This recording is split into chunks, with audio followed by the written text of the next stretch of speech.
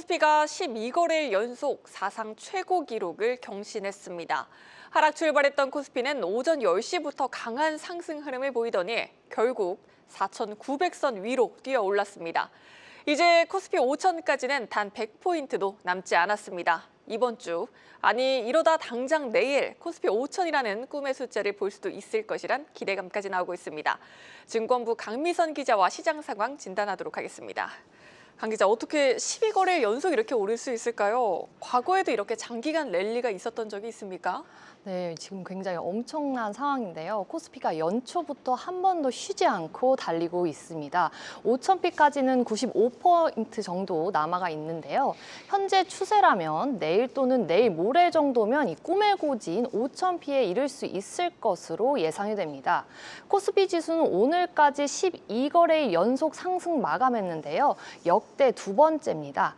역대 최장 랠리는 2019년 9월의 13거래일, 그 다음은 2006년의 12거래일입니다. 내일 한 번 더 상승 마감한다면 역대 최당 랠리의 기록을 다시 쓰게 되는 겁니다. 네, 그렇습니다. 오늘 수급을 보면 또 특징적인 모습이 있었습니다. 개인은 지난 금요일에 이어 차익 실현에 나서고 있지만 외국인이 이 거래일 연속 순매수했고요.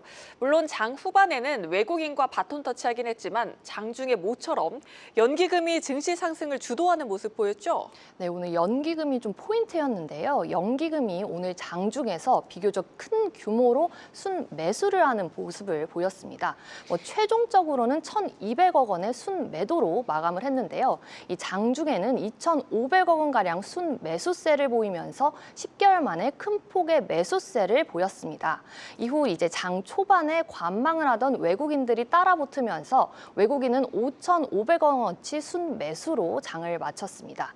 결론적으로 보시면 외국인의 매수세가 지수를 밀어올린 것처럼 보이지만 실상은 연기금의 이 장중 매수세가 오늘 상승에 큰 역할을 했다고 봐도 무리가 아닐 듯 싶습니다. 연기금은 이제 국민연금 비중이 거의 대부분인데요. 현재 국민연금의 국내 주식 투자 한도가 꽉 찬 상태로 알려져 있습니다. 이례적으로 그래서 오는 이제 1월 26일에 기금운용위원회가 열리는데요. 보통 이 회의가 2월에서 3월 정도에 진행을 하는데 이 일각에서는 국내 주식 투자 비중을 늘리기 위한 움직임이 아니냐는 시선도 적지 않습니다. 네, 맞습니다. 이번 회의에서 국민연금이 국내 주식에 대한 투자 비중 확대와 또 가파른 원화 약세에 대한 대응 방안을 논의할 것으로 예상되고 있는 상황입니다. 강 기자, 오늘 4,900포인트의 주인공 뭐니 해도 현대차 아니었겠습니까?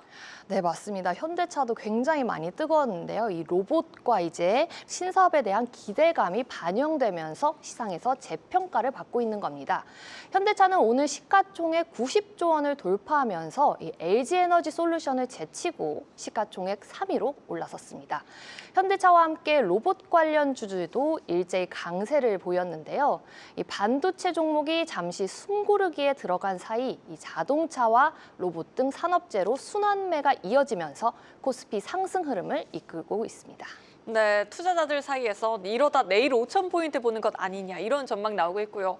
또 너무 가파르게 올라온 만큼 조정이 뒤따르지 않을 수 없다는 시선도 나오고 있습니다.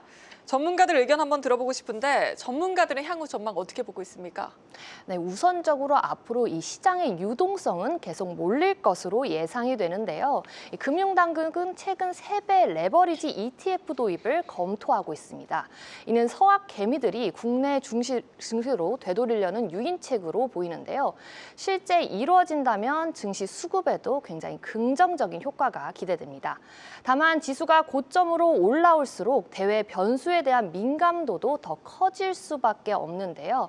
오는 20일 상호관세 관련 미국 연방대법원 판결을 앞두고 있어 여기에 이제 미국 대통령이 그린란드에 병력을 파견한 유럽 8개국에 이제 관세 부과 선언까지 하면서 이 시장의 변동성이 다시 커질 가능성도 남아 있습니다. 또한 이 트럼프의 대외 강경 정책에 따라 또다시 불거지고 있는 이 반도체 관세 부과 가능성은 이제 우리에게 직접적인 문제인 만큼 이런 점들도 예의주시할 필요가 있어 보입니다. 네, 증권부 강미선 기자와 시장 진단해봤습니다.